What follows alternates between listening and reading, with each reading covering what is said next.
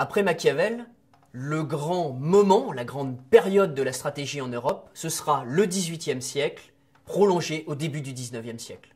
C'est une période qui est dominée par les Lumières, l'Aufklärung, le rationalisme et donc la recherche des lois de la guerre. Il y a une certaine manière de concevoir la stratégie comme une géométrie qui va s'imposer à ce moment-là, avec des auteurs comme Follard et Guibert, par exemple, en France. La stratégie française, d'ailleurs, à ce moment-là, rayonne sur l'ensemble de l'Europe. Elle est imitée, elle est adaptée dans l'ensemble des pays européens.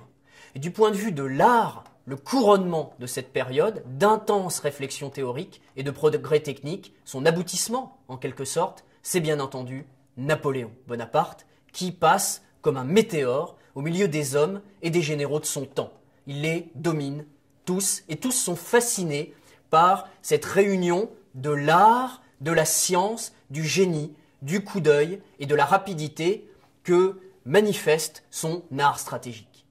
Et c'est à partir de cet exemple de Napoléon et en commentaire de son art que vont se cristalliser deux œuvres majeures dans la stratégie, celles de deux stratégistes particulièrement marquants, Henri de Jomini, d'une part, et Karl von Clausewitz, d'autre part.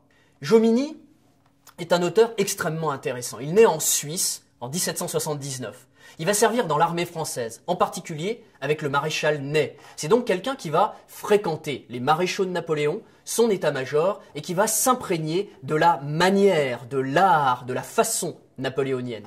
Et son œuvre principale, qui s'appelle Le précis de l'art de la guerre, a pour but d'offrir des définitions et des classifications précises pour donner un contenu scientifique à la stratégie. Jomini, il représente bien cette période de la spéculation stratégique qui veut donner des lois à la guerre. La stratégie est devenue de plus en plus complexe, les masses d'hommes que l'on manie sur le champ de bataille sont de plus en plus énormes, on doit comprendre la guerre comme une stratégie. On a à ce moment-là, et chez Jomini en particulier, les premiers linéaments d'une pensée opérative ou opératique, avec le terme de logistique qu'il invente. Le temps donc de cette complexité de la guerre est arrivé et la pensée de Jomini la reflète avec la complexité permanente de la conduite des armées sur le terrain, bien illustrée par la manière dont Napoléon a conçu ses campagnes et a dirigé son armée. L'influence de ce livre de Jomini sera immense, au XIXe siècle en particulier. On l'a un peu oublié aujourd'hui et on a tendance à le sous-estimer, mais il faut savoir qu'il éclipsera même Clausewitz en Allemagne jusqu'en 1850, un peu après. Même en Allemagne, le pays véritablement où Clausewitz règne sur la pensée stratégique. Jomini, par ailleurs, c'est l'auteur qui a le plus contribué à forger la culture stratégique américaine. Et ce n'est pas rien, c'est extrêmement important pour comprendre la logique de la pensée stratégique américaine. Il faut donc lire Jomini, redécouvrir Jomini et s'intéresser à ce précis de l'art de la guerre.